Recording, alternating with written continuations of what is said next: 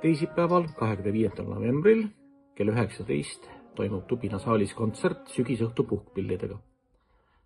Astuvad üles solistid, kes on ennast sel poolaastal hästi näidanud, konkursse võitnud, samuti ansamblid ja puhkpilliorkester. Orkestrit dirigeerivad lisaks õpetajatele Mihkel Kallipile ja Priit Sonnile ka Laura Vaht ja Lars-Erik Lend, kes on siis valinud valikaineks puhkpilliorkestri dirigeerimise.